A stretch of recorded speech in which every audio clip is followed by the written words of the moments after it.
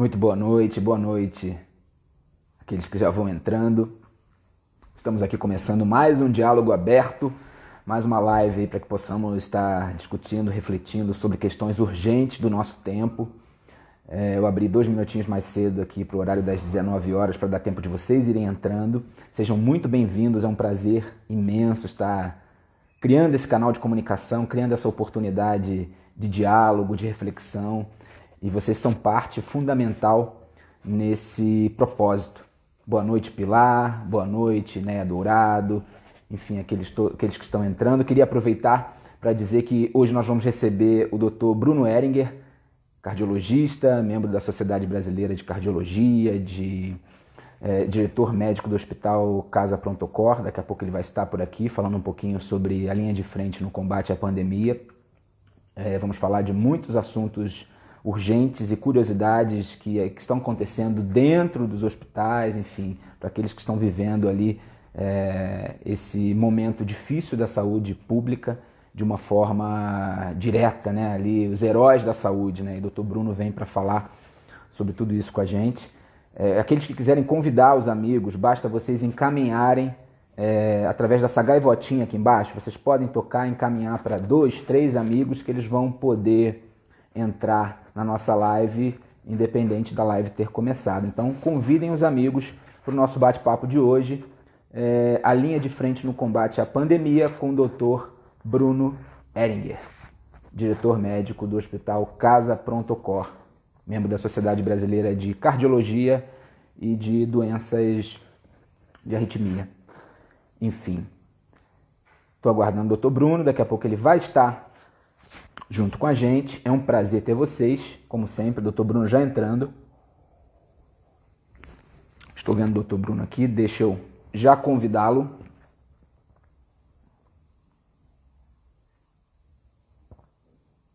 Está conosco.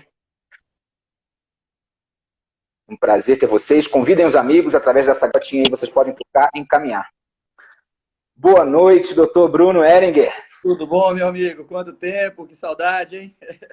Tudo bem, graças a Deus. Saudade, é verdade. Essa reclusão nos distanciou dos amigos, É verdade. infelizmente. É um aprendizado, né?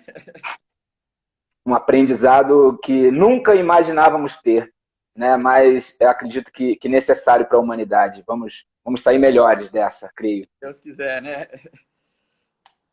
Muito boa noite, muito boa noite. É um prazer imenso ter você por aqui. Eu comecei, e vou te apresentar de uma forma mais formal, mas depois vou ficar mais à vontade, que nós somos amigos, e eu acho que o espectador, aqueles que estiverem com a gente, se identificam quando a gente traz essa proximidade, e é uma satisfação imensa. Muito obrigado pela oportunidade de nós estarmos aqui batendo um papo juntos. Sei que a sua vida está numa correria louca. Imagino. Prazer, obrigado pelo convite, viu? O prazer é meu, o prazer é meu. E o pessoal está entrando ainda aqui, mas já temos um bom número aqui, já acho que já dá para a gente começar o nosso bate-papo. Aqueles que quiserem ir convidando os amigos, podem tocar nessa gaivotinha aí, encaminhar, que as pessoas vão receber a nossa live e podem ir entrando e participando. Inclusive, normalmente, Bruno, eu depois que nós desenvolvermos o diálogo, faltando uns 10 minutinhos, eu abro para as perguntas, mas à medida que você for vendo as perguntas e quiser responder, ou eu quiser trazer alguma colocação, porque as perguntas vão subindo, a gente pode perder, não tem problema nenhum, tá? Isso é o mais importante, né? Acho que tirar as dúvidas de todo mundo e tentar ajudar de alguma forma aí nesse momento tão difícil, né? Sim, exatamente. Então, vou começar fazendo a apresentação oficial. Hoje eu tenho o prazer de receber aqui o Dr. Bruno Ehringer, cardiologista, membro da Sociedade Brasileira de Cardiologia, de doenças de arritmia e diretor médico do Hospital Casa Pronto Cor. E assim, quero começar o nosso bate-papo, Brunão. Eu estava hoje pensando em alguns aspectos antes do nosso ao vivo aqui, e eu percebi uma particularidade em comum entre o trabalho do ator e do médico. Sabia que existe? É interessante, quero ver a tua visão. Sabe o que acontece? Muitas vezes, o nosso ofício, o exercício da profissão, ele invade a nossa vida pessoal. A gente não cumpre aquele horário convencional e sai dali e terminou o trabalho continua, né? Ou muitas vezes passa até de de um planejamento, né, convencional de tempo. É. Então, eu queria pegar esse princípio para já te fazer a primeira pergunta. Queria saber de você como está a sua vida, como está a tua rotina diante dessa avalanche que nós recebemos aí há pouco mais de 40 dias, sobretudo em relação à saúde pública. Como é que está a tua vida, pessoal e profissional, diante de tudo isso? Isso realmente é muito, muito parecido, né? A gente às vezes tem horário só para entrar no hospital ou no consultório e não tem horário para sair, isso é verdade, né? E no decorrer do dia perdemos a noção do tempo, muitas vezes, né? Na verdade, o consultório, por serem pacientes cardiológicos e idosos, a gente diminuiu muito o horário. As secretárias elas estão orientadas a entrar em contato, por exemplo, essa semana atendi mais ou menos 8 pacientes apenas que, de alguma forma, tinham alguma doença que colocariam eles em risco.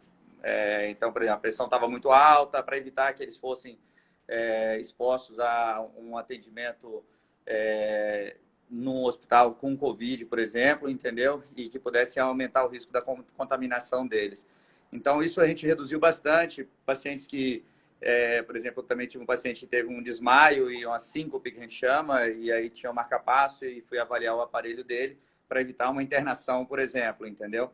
Certo? Para não expô-lo ao risco. Então, do ponto de vista de consultório médico, eu diminui bastante o meu movimento, cirurgias eletivas, de arritmias, que não colocam em risco a vida do paciente. Essas cirurgias foram todas suspensas no início de março, né? Um pouquinho antes, acho que final de fevereiro, para desafogar o sistema de saúde, abrir vagas para que os pacientes Covid tivessem a oportunidade de serem internados, entendeu? Então, pacientes que não estão em risco de vida, ou teoricamente o médico analisa e encontra para não estar em risco de vida, ele não vai ser operado nesse primeiro momento. Vamos colocar, se eu sou um ortopedista e eu tenho uma paciente que já tem 5 anos que precisa, que tem uma dor no joelho, e eu decidi nesse momento que eu vou fazer uma cirurgia para uma prótese de joelho, que é uma cirurgia de não urgência. Vai esperar 3, 4 meses, entendeu? Então, essa decisão ela pode até ser tomada agora. Olha, tem indicação de o desgaste tão grande que precisa fazer essa cirurgia de prótese de joelho. Só que ela não é uma cirurgia que coloca em risco, não realizar esse procedimento nesse momento não coloca em risco a vida do paciente. Então, ele não vai ser feito nesse momento, ele vai ser feito daqui a 3 ou 4 meses, espero até um pouco antes, se Deus queira, para desafogar um leito de CTI. Que se uma paciente dessa, por exemplo, ela vai operar o joelho, ela tem um problema de infecção, ou um sangramento mais grave, ou uma complicação cirúrgica, ela vai ocupar um leito de CTI 10 dias, por exemplo, que vai fazer falta para essa pandemia que está acontecendo nesse momento, entendeu? Então, é mais ou Sim. menos agora no hospital, como coordenador de médico, a gente está vivendo momentos muito intensos, né? Porque é todo um aprendizado, treinamento de equipe, buscando caminhos para evitar a contaminação, que, na minha opinião, a pior coisa que está acontecendo são os profissionais de saúde, enfermeiros, médicos, recepcionistas, segurança. Nós estamos tendo muitas baixas desses profissionais. Então, por exemplo, uma média de 10 a 15% dos profissionais estão afastados ou com Covid ou internados, entendeu? Internados por Covid. Infelizmente, no meu caso, a gente teve a primeira baixa fatal, que foi um grande amigo, Celso, que a gente faleceu nesse sábado. Já estava internado num hospital privado há uma semana, que foi uma tristeza muito grande. Tinha 68 anos, mas trabalhando de forma ativa, uma pessoa super produtiva, um dos melhores médicos que tinha na nossa unidade, entendeu? Então, a gente fica até muito triste, porque é muito fácil falar número quando você não vive o número, né? Mais um número. Mas quando ele bate a tua porta, quando ele envolve a pessoa que almoça com você, que discute caso dia a dia com você, que participa no dia a dia com você, é muito ruim, entendeu? Né? Sim. Sim, Então, meus sentimentos, eu cheguei a te mandar essa mensagem, faço agora em público aqui. Eu tenho certeza que é muito dolorido, ainda mais você como gestor, perder um amigo e um profissional fundamental dentro desse enfrentamento, né? essa é a pior parte, é o maior medo que todos nós estamos vivendo, entendeu? De realmente perder os amigos que almoçam com a gente no dia a dia, que tem um convívio geral conosco. Esse é o nosso maior receio e tudo mais, entendeu? A gente tenta protegê-los de todas as formas, afastando, colocando em setores que não estão em contato direto com os pacientes Covid, mas a doença está disseminando muito rápido, né? São mais de 2.630.000 pessoas contaminadas no mundo. É muita coisa, entendeu? É muita coisa. Mas, voltando à questão do hospital, então, o treinamento de equipe, planejamento, busca de equipamentos de proteção individual. Hoje, esse é o maior problema da saúde mundial, não é saúde do Brasil, tanto pública como privada. Todos os hospitais estão correndo atrás de equipamento de proteção individual. Nós saímos na frente, já conseguimos comprar uma boa quantidade, mas mesmo assim, tem que ter um controle, senão a gente perde esses equipamentos de forma muito rápida e aí pode faltar na hora que mais precisa, entendeu? Então, essa é a nossa grande preocupação como gestor, de proteger a equipe, de dar condições deles lutarem para que nós possamos vencer essa batalha, né? Sim, com certeza. E pegando a questão da rotina do hospital, ela está muito alterada. Como é que está a realidade hoje do Casa Pronto Cor Tijuca, que é o hospital que você administra e é responsável pela equipe médica? Como é que está essa rotina desses 40 dias para cá? Ela mudou totalmente, né? Na verdade, a gente tem o Hospital Pronto-Cor, que é o Hospital Casa Pronto-Cor, ele especificamente ele é um hospital que tem muito paciente cardiológico, certo? Então, dentro da rede, temos uma rede hoje com 10 hospitais, então nós temos quase 1.000 leitos entre leitos de CTI e terapia intensiva, que são CTIs, e leitos de enfermaria e quarto. Então, a gente separou algumas unidades, como o Hospital Casa São Bernardo, na Barra, o Hospital Casa Evangélico, na Tijuca, na Bom Pastor, o Hospital Casa de Portugal e o Hospital Casa Rio Botafogo, para serem hospitais específicos de Covid, entendeu? Pacientes cardiológicos, a gente está evitando esse tipo de internação lá. Então, eu ainda não estou com uma sobrecarga, mas o sistema geral, todos os hospitais do Grupo Amil, do Grupo DO, todos eles já estão no limite da capacidade de atendimento, entendeu? O hospital público também, já tenho relatos de alguns colegas do Conselho Regional de Medicina, que também já analisam como uma lotação aí acima de 90%. Aí algumas pessoas podem perguntar, mas o serviço público, os hospitais em geral, eles trabalham com uma capacidade acima de, geralmente, não ociosa. O leito é muito caro, então a gente sempre trabalha com uma logística de ocupação alta. E o serviço público muito mais, né? Só que a gente tirou praticamente... Deu uma travadinha, voltou. Tá dando umas travadinhas, mas voltou. Se você quiser afastar até um pouquinho o telefone, Bruno, para ver melhor o teu rosto, acho que vai ajudar o pessoal lá. Isso, abre um pouquinho mais o plano, exatamente. Mas tá tranquilo. Tá legal, tá bom? Tá tudo bem, tá dando para ver bem. Tranquilo. Então, a gente, desde fevereiro, março, que as cirurgias eletivas elas não ocorrem. Com a diminuição da mobilidade da população, né, com a quarentena que começou aí meados de março, né, aqui no Rio e em São Paulo um pouquinho depois, diminuiu muito brigas de bar, brigas de acidentes de pessoas que beberam e acabaram ficam internados por muito tempo. Então, esse tipo de coisa desocupa o leito de terapia intensiva. Pacientes que às vezes ocupam muito tempo o serviço de saúde, cirurgias complexas e tudo mais.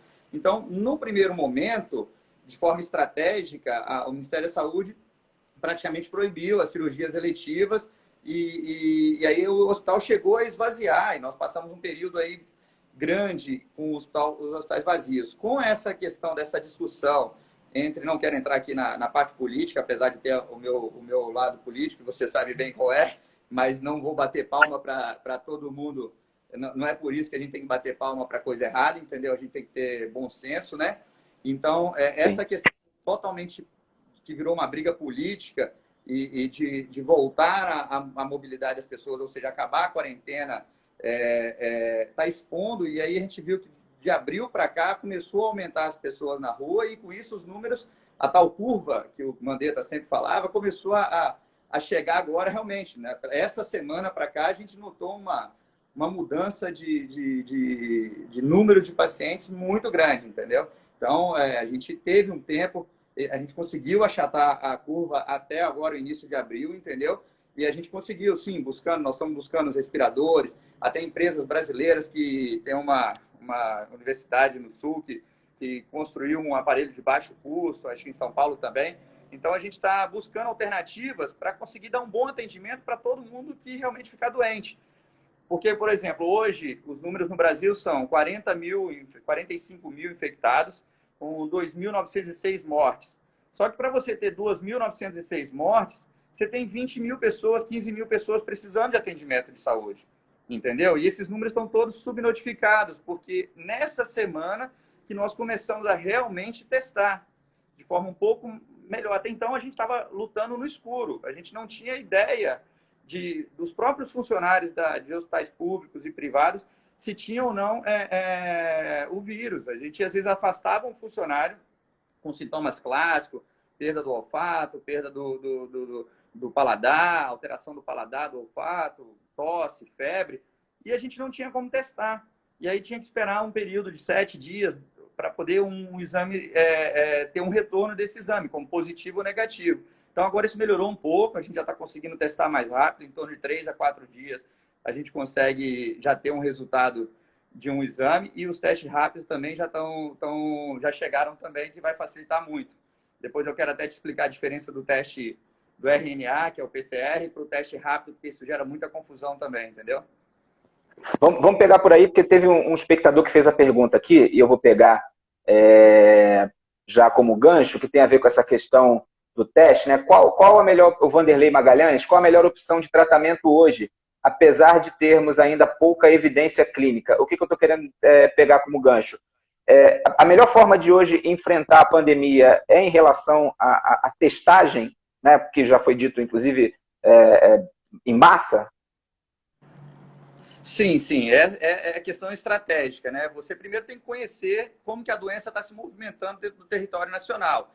E aí você sabe que no Rio, São Paulo, por exemplo, a doença já atingiu níveis que já estão sobrecarregando o sistema de saúde. Então, o risco é de muito em breve a gente ter uma sobrecarga, um colapso do sistema de saúde, entendeu? Então, as medidas têm que ser feitas de forma mais intensa nessas regiões. Então, você pode até falar, no sul, numa determinada cidade, não tem nenhum caso, o sistema de saúde tá com 30% da ocupação, dá para você liberar a mobilidade, caso comece a ter, o número de casos comece a aumentar, você volta de novo com as regras de forma mais rígida, entendeu?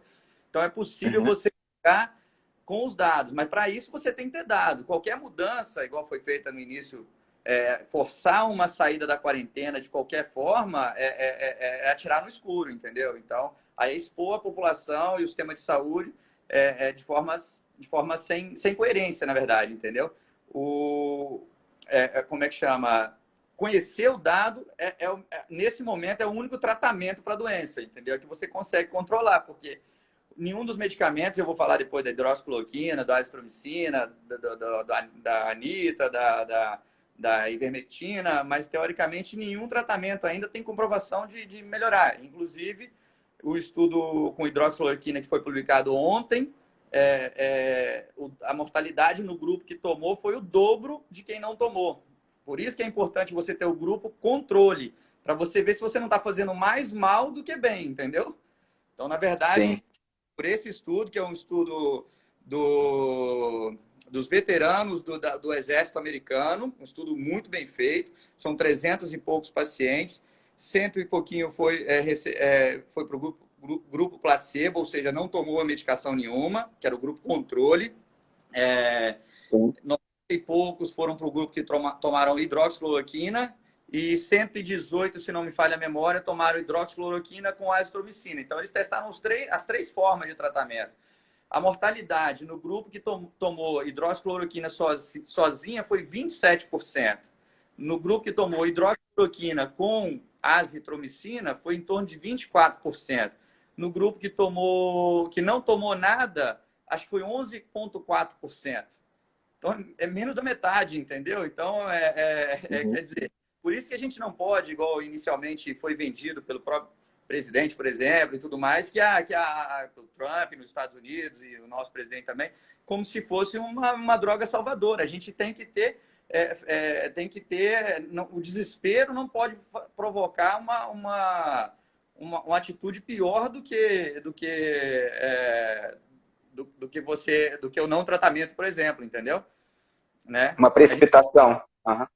A gente entende de forma muito clara que é claro que a questão econômica ela é essencial. Nenhum país sobrevive, né? Pode entrar realmente em colapso todo o sistema do país e tudo mais, mas isso tem que ser feito de forma integrada, com lógica, com realmente não chegar e simplesmente sair na rua forçando uma saída de todo mundo, entendeu?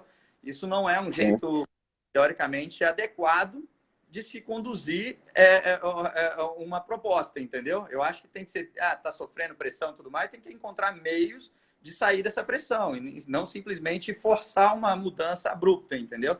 E de forma descoordenada, entendeu? Né? Sim.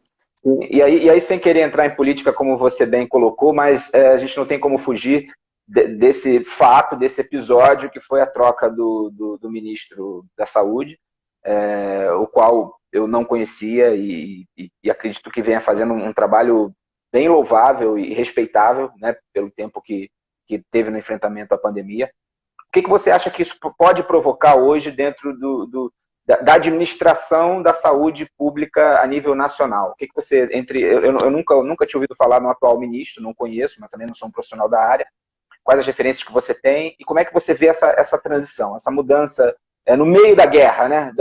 Vamos dizer, do comandante da tropa, vamos assim colocar.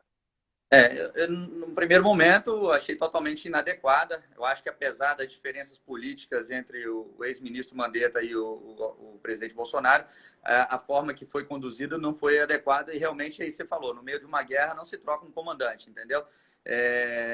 Agora, aconteceu, então não tem como a gente ficar chorando o leite derramado. Depois a gente vai discutir como que isso qual vai ser o impacto disso no futuro. Mas, assim, falando do Dr. Nelson, que assumiu agora o ministro Nelson Teich, ele é um cara que tem uma formação muito boa, tem experiência em gestão, entendeu? Então, assim, você viu que ele não mudou de forma abrupta ainda nenhuma conduta do ex-ministro Mandetta. Ele está tentando, primeiro, conhecer os dados para tomar uma conduta correta. Eu acho que volta naquilo que a gente falou. O mais importante é você ter o dado correto para tomar a medida correta. Então, qualquer outra coisa é achismo. Qualquer outra coisa é achismo. E achismo pode dar certo, mas pode dar muito errado também, entendeu?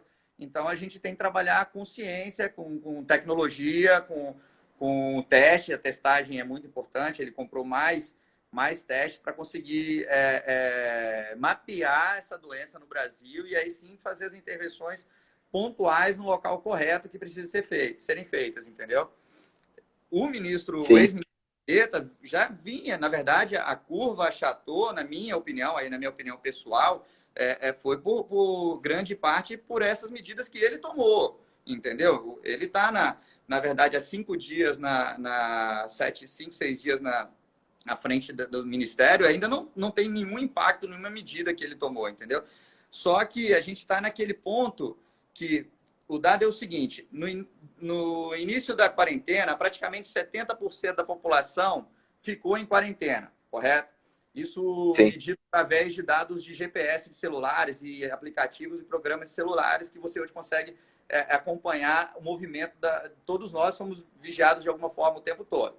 Então, 70% da população estava em casa, certo? Ou se movendo o mínimo possível.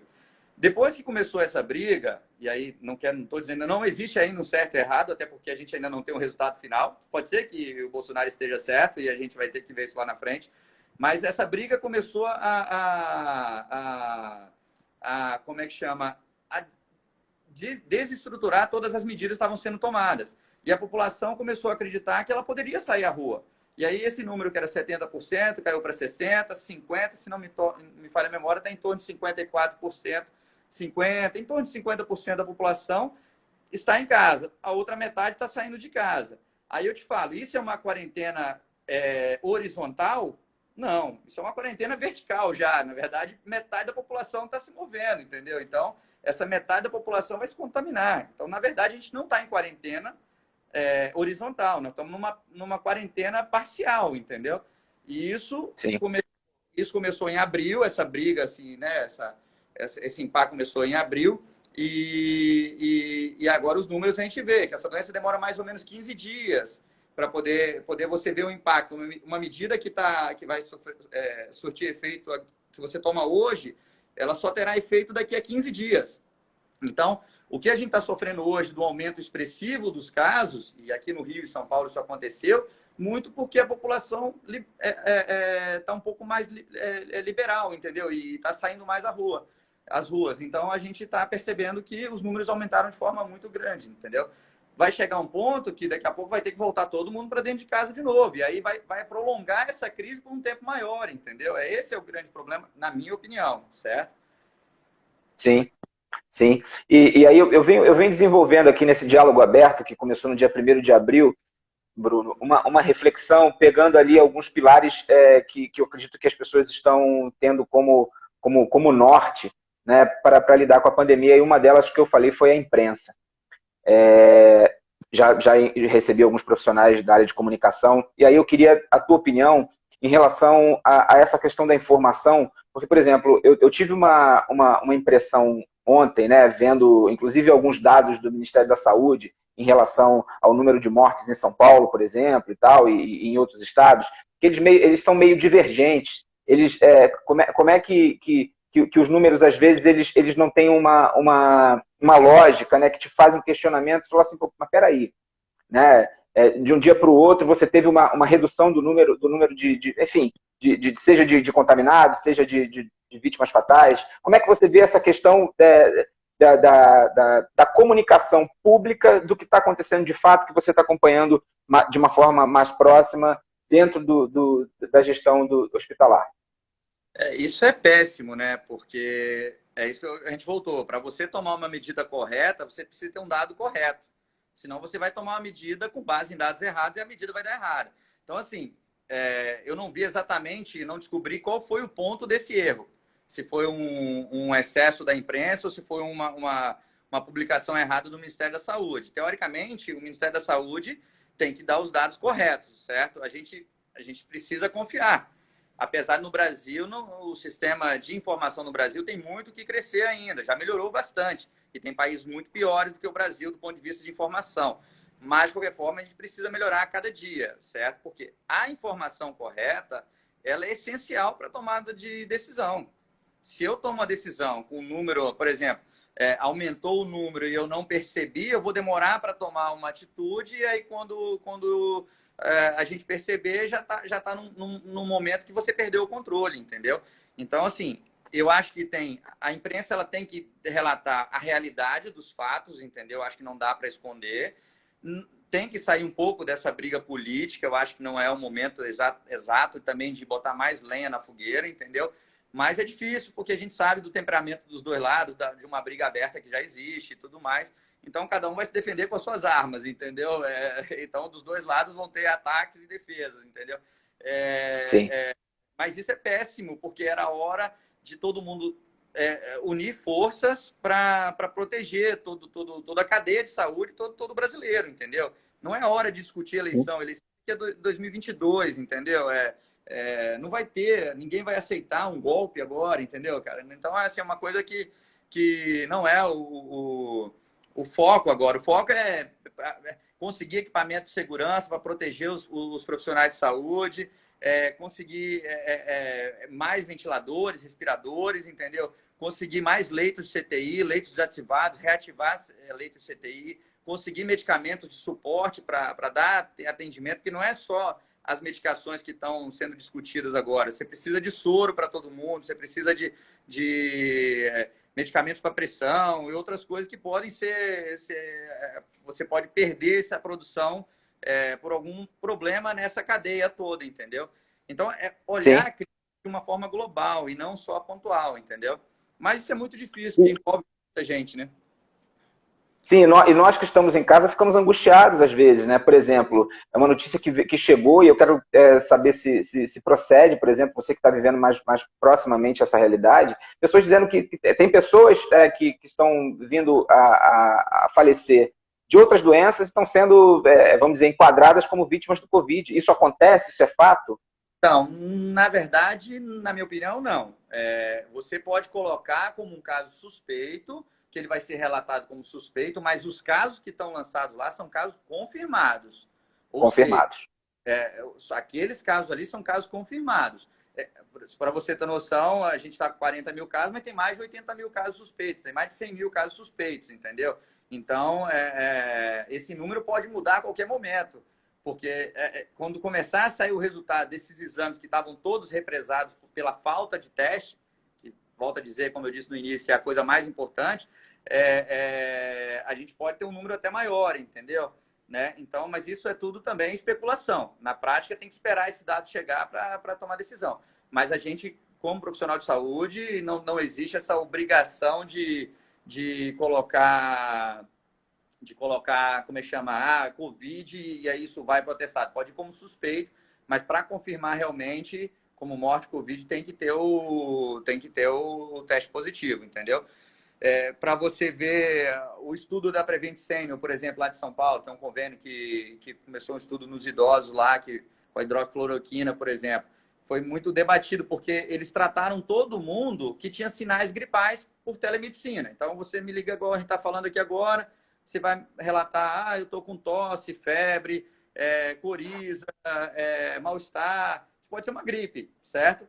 E aí eu te passo o medicamento. Mas eles não estavam testando para confirmar se você realmente estava com a doença. Então, o estudo pode ter... Não é tratamento de Covid, é tratamento de síndrome respiratória aguda. Entendeu? E aí pode Sim. entrar uma gama de problemas, entendeu? De doenças não Covid, entendeu? E aí você contamina a amostra, né? Então, ele poderia até começar Sim. o medicamento perfeito, mas ele deveria ir lá e testar para saber quem é que realmente tem Covid ou não. E eles não fizeram isso, entendeu?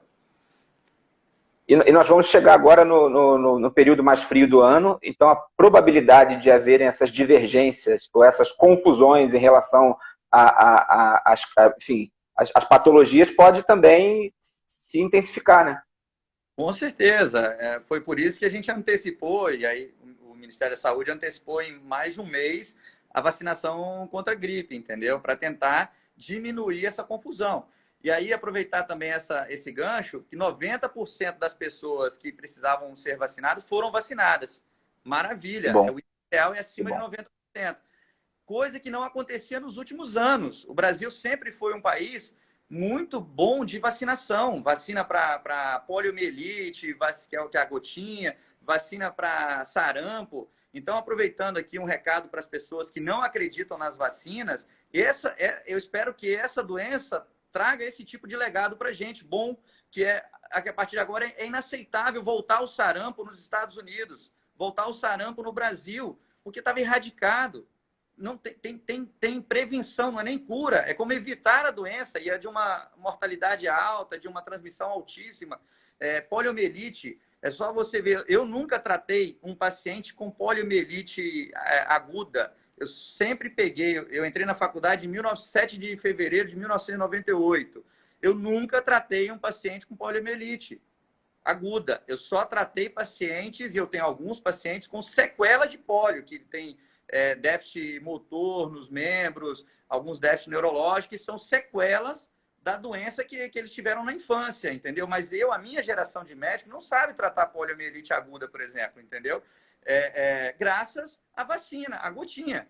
Então, como que a gente Uhum. pode hoje virar e falar, não vai vacinar um filho porque pode dar Alzheimer? O Alzheimer, por exemplo, que está aumentando porque a população está envelhecendo, entendeu? E não porque Sim. toma vacina, porque graças a Deus a expectativa de vida está aumentando a cada ano, entendeu?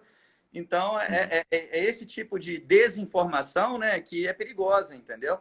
Então, eu tenho amigos e até colegas da área de saúde que não vacinam os filhos. Isso é inaceitável, isso é inadmissível, entendeu? Você não está colocando em risco só a sua família, você está colocando em risco a família dos outros também, entendeu? Né? Então, a gente tem que pensar de uma forma global, e aí são os legados positivos dessa doença, né? Da gente buscar uma melhoria, vamos falar mais sobre saúde, vamos discutir mais política, vamos sim cobrar de todo mundo.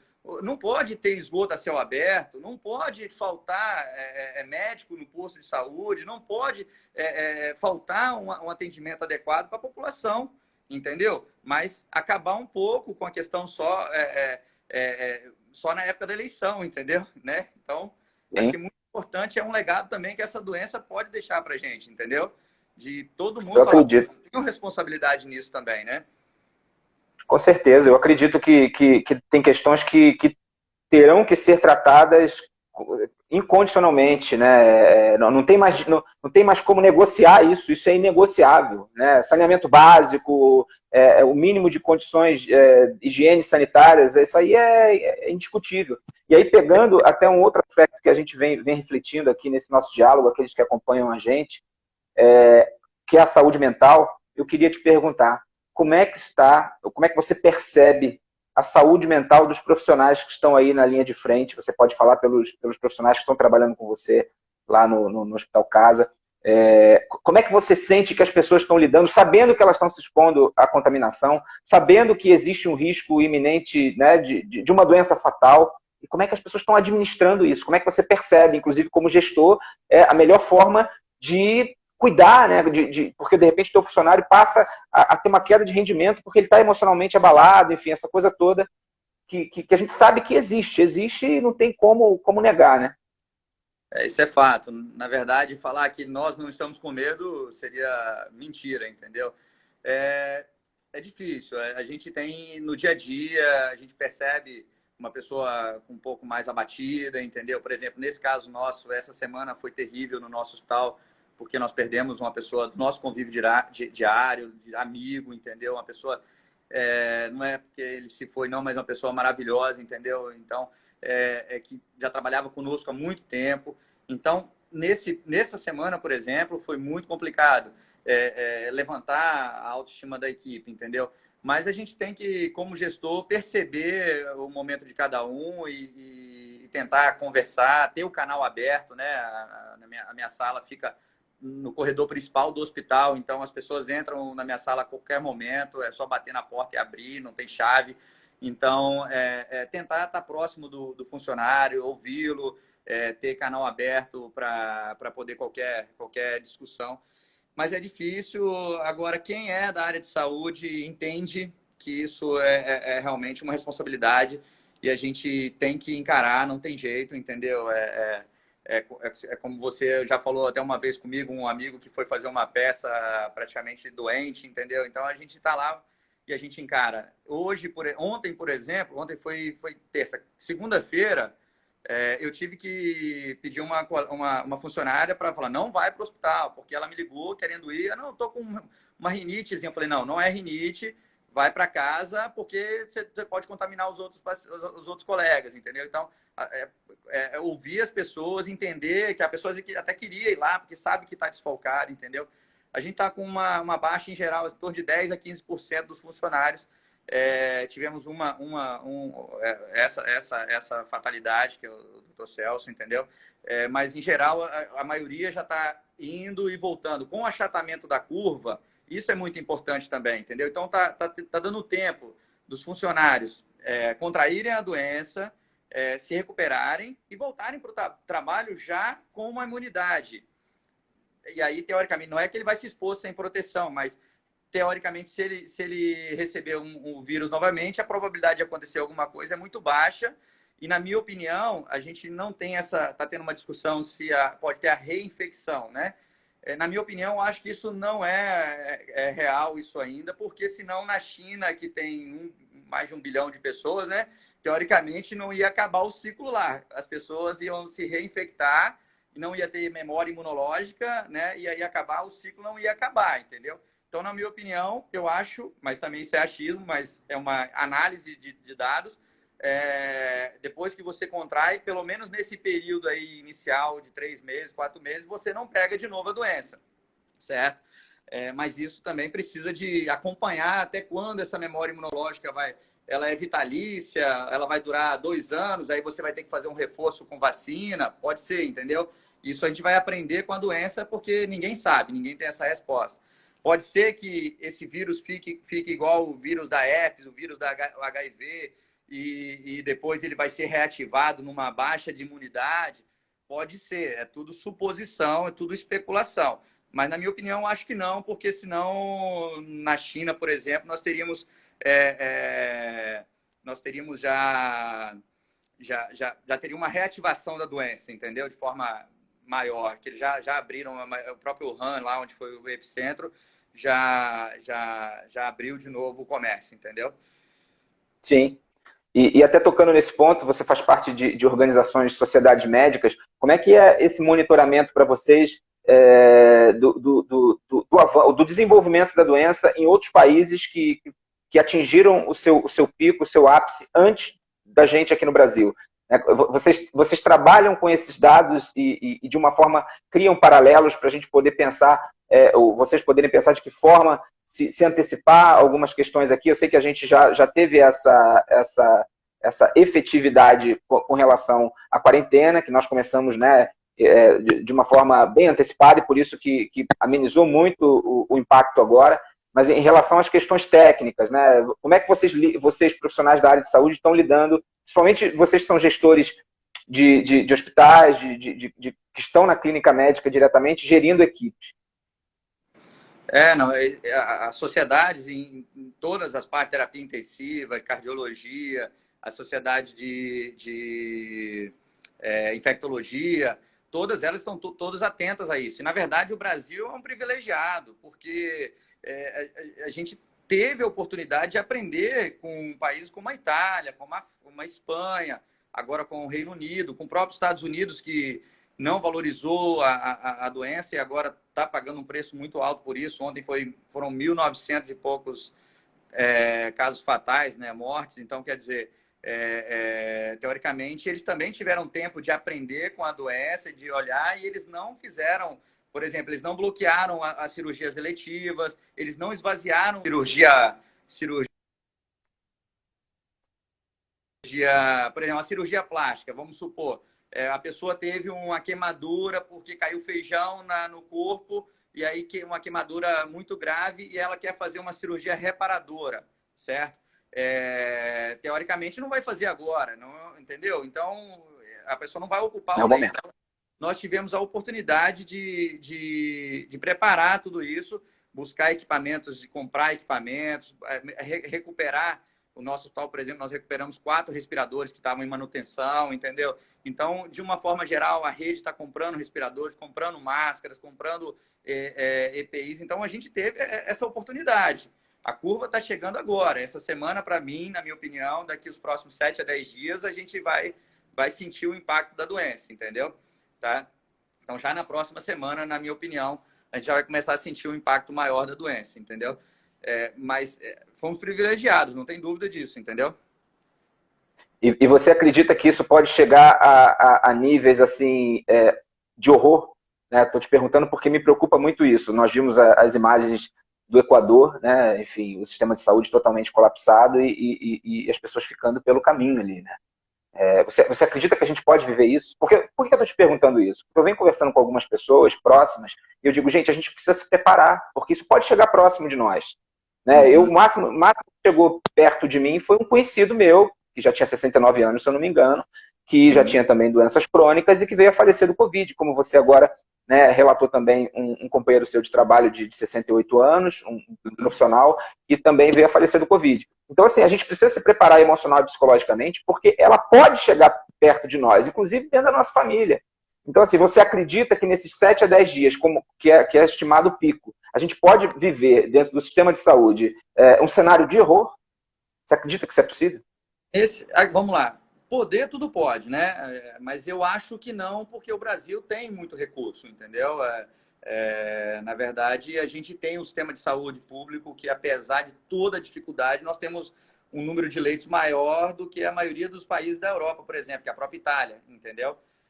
Mas se as pessoas não acreditarem nisso, por exemplo, já temos informações que as funerárias e tudo mais já estão sobrecarregadas, entendeu? Então pode acontecer uma coisa ruim. Lá no Equador é um país muito pobre, entende?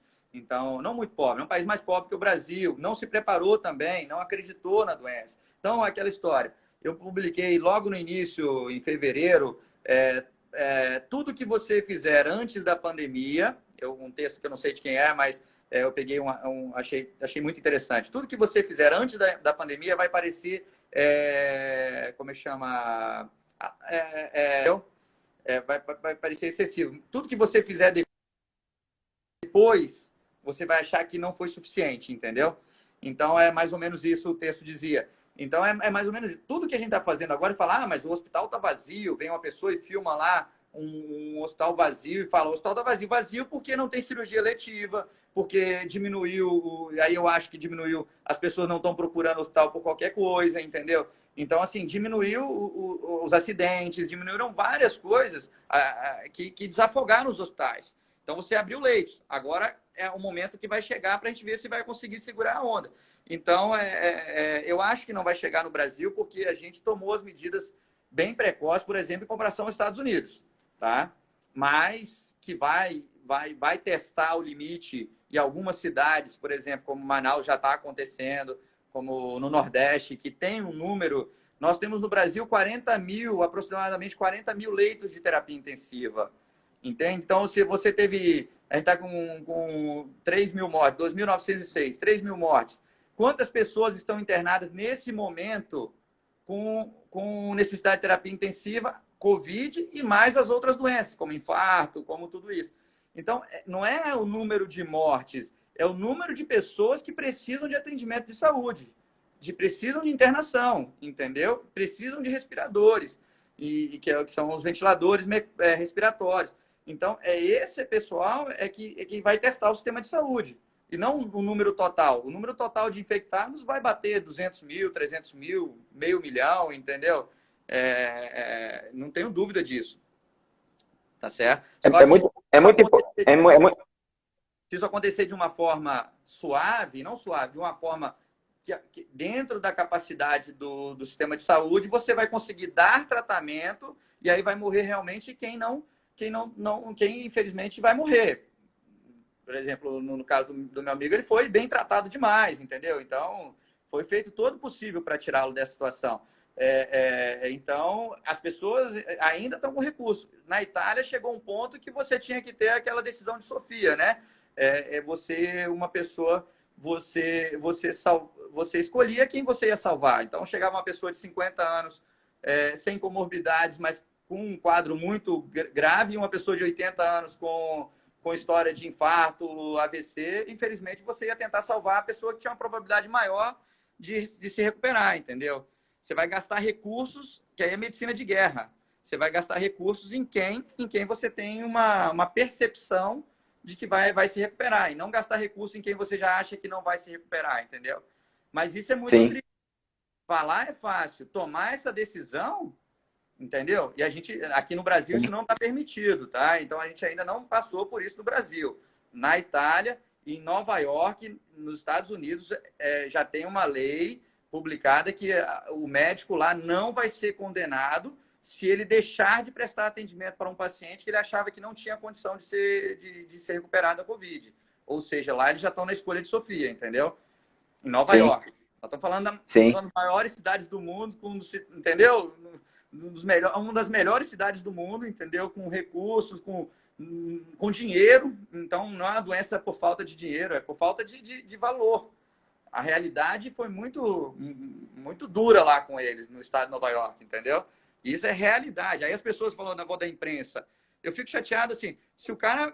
É claro que a gente tem que ver o lado positivo. São 2.630.000 pessoas doentes. 700 e poucas mil pessoas já são recuperadas, com mais de 180 mil mortes.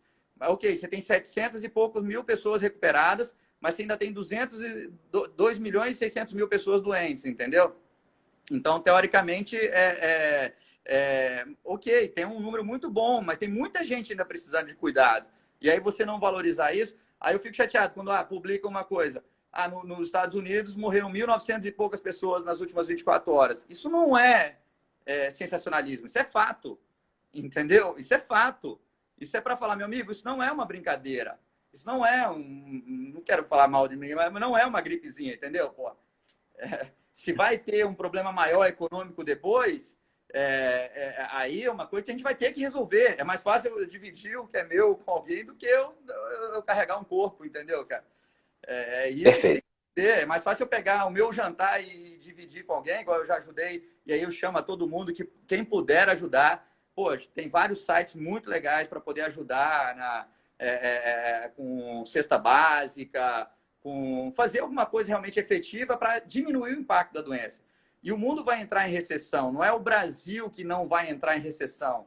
Nós vamos ter uma recessão mundial porque o mundo, a Europa está fechada, a China estava fechada e os Estados Unidos está quase fechado também, entendeu?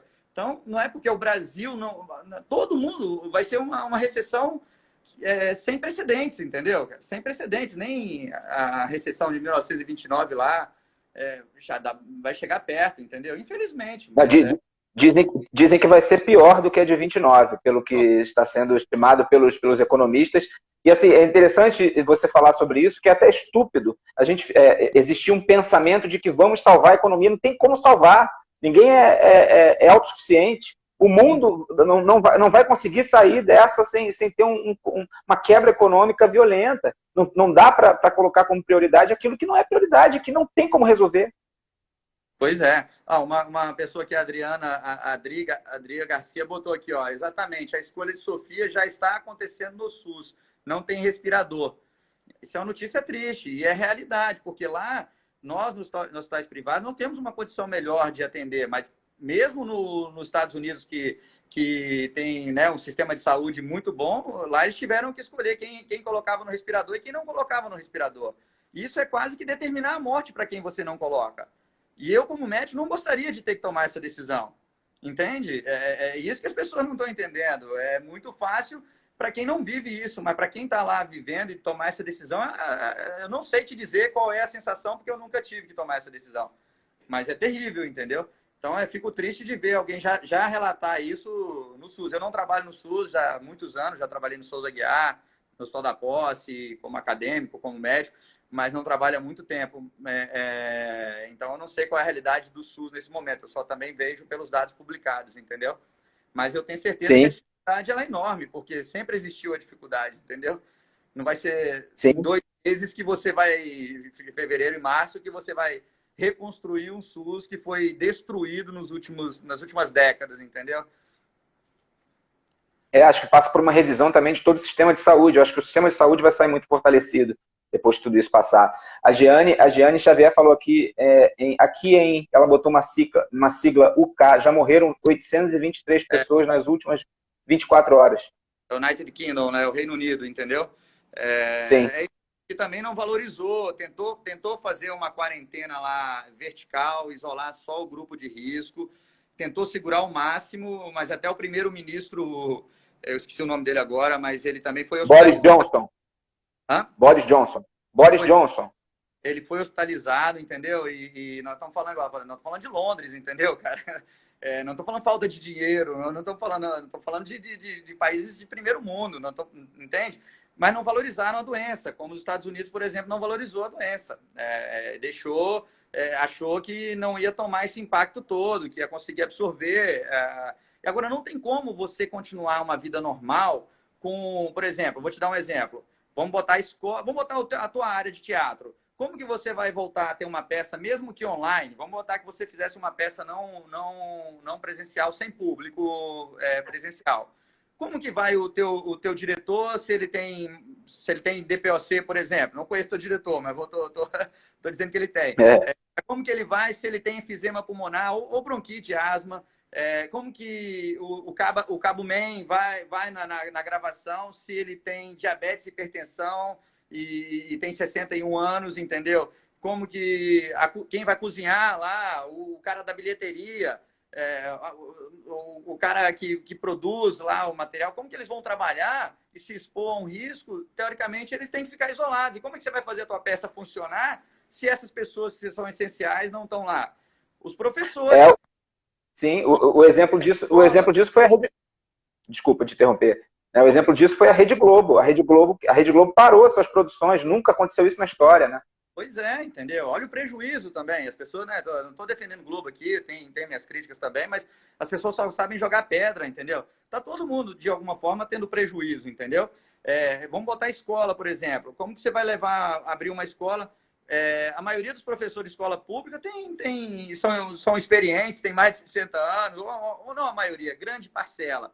Ou tem hipertensão, tem diabetes, são tabagistas, alguns são tabagistas. Então, quer dizer, como que você vai expor essas pessoas, a criança que é o maior vetor, por exemplo, a diretora, o cara, a mulher, a senhora da cantina, o porteiro? Como que você vai colocar uma vida normal expondo essas pessoas? Ou você vai substituir todo mundo? Aí você tem que ter mas é concurso público, entende? Peraí. Você vai tirar todos os professores com mais de 60 anos ou que tem alguma patologia e não vai deixá-los dar aula? É uma situação que não tem certo e errado, entendeu? Que não, por isso que precisa pensar muito bem como vai sair disso. Talvez o mais difícil seja sair da quarentena, entendeu? Como que a gente vai fazer isso? Tá certo? Sim. Aí tem aqui uma pergunta da Eringer, Leia Eringer, pode ser tua parente, eu acho. É sua mãe? Sua mãe hoje. Dona Leia! Falar, né, pô, que eu vi. Pois é, minha mãe estava dirigindo a live. Aí é sua mãe, Dona Leia, boa noite. Bem-vinda, prazer. Ela está falando sobre o uso da máscara, né? As pessoas ficam muito nessa dúvida, claro, perguntando se é realmente importante. O quê? O uso da máscara. Ela perguntou, o uso da máscara é realmente importante? A máscara é importante, sim, para você não contaminar o ambiente, principalmente, entendeu? Você usar a máscara e a outra pessoa não usar, não protege tanto, porque se ela espirrar ou tossir no elevador, por exemplo, vai cair na tua sobrancelha, vai cair no teu cabelo, você vai levar a mão aqui, você está de máscara aqui, certo? Você vai passar a mão aqui, e daí, quando você tirar a máscara, o que vai acontecer? Você vai tirar a máscara, você vai contaminar o teu nariz, entendeu? Vai contaminar a tua via aérea, ou teus olhos, por exemplo. Então, usar a máscara, quem não está contaminado, teoricamente não faz muita diferença. Mas se todo mundo usar, aí você vai pegar todo mundo. E aí você vai diminuir a probabilidade de transmissão da doença, entendeu? É uma teoria aceitável, entendeu? É importante, sim. Uma prevenção também, né, Bruno? Pois é. Uhum. Deixa eu te falar, não sei se você sabe, o Instagram, quando chega a 1 hora de live, ele corta automaticamente, né? E nós estamos aqui há 2 minutos para a gente terminar essa nossa primeira hora. Mas assim, eu queria, se você tiver disponibilidade, eu queria encerrar esse primeiro bloco e abrir, né, de novo, e aí te inserir de novo aqui no ao vivo, para a gente responder mais algumas perguntas das pessoas e terminarmos com mais calma. O que você acha? Eu acho que sim, eu só tenho que ver como é que tá a bateria, que eu estou sem o carregador aqui, porque eu não estou em casa, entendeu? Eu esqueci o carregador no carro, entendeu? Mas eu acho que dá sim para ficar mais minutinhos, entendeu? Não, tranquilo, só porque daqui a pouco vai cortar, e como tem mais algumas perguntas, eu acho legal. A Kenny tem uma live logo depois, pô. Pois é, mas é só para a gente sair não sair meio correndo, mas enfim, tem algumas pessoas aqui que estão dizendo que estão adorando a live, quando diz o impacto. A Rose Cristiane, ela é de São Paulo, ela trabalha na área de segurança, ela está perguntando em relação ao impacto, eu acho que é o impacto da pandemia, ela pergunta com que potência, né? Acho que com que potência você entende que é esse impacto da pandemia? Mas, então, no serviço de saúde ou entende? Na verdade, esse impacto é sem precedentes, né? Então, não tem como comparar. Se for na saúde, é um impacto total. É o risco de colapso. Se for no impacto econômico, é só olhar o petróleo. O petróleo hoje é mais barato você doar o petróleo do que você armazenar o petróleo. O petróleo está acho que menos 43 dólares. Nunca aconteceu isso. O petróleo está negativo, o barril do petróleo, entendeu? Então, assim, é mais caro hoje você armazenar um barril de petróleo nas refinarias do que você ter o petróleo, entendeu? Então, é melhor você desfazer do petróleo de qualquer jeito, porque está mais caro você manter o petróleo. Entre aspas, pelo menos foi esse o entendimento que eu tive, entendeu? Sim. Mas aí o impacto cara, a gente não tem como fazer nenhuma previsão. Eu acho que a gente vai ter que sair disso buscando ajuda, valorizando, por exemplo, os produtos brasileiros, valorizando os profissionais, bombeiro, quem está se expondo, médico, técnico de enfermagem, enfermeiro. Faltam 10 segundos, vamos finalizar? E aí eu abro de novo e aí a gente continua. Tá ótimo. Tá? Só mais um pouquinho para a gente terminar.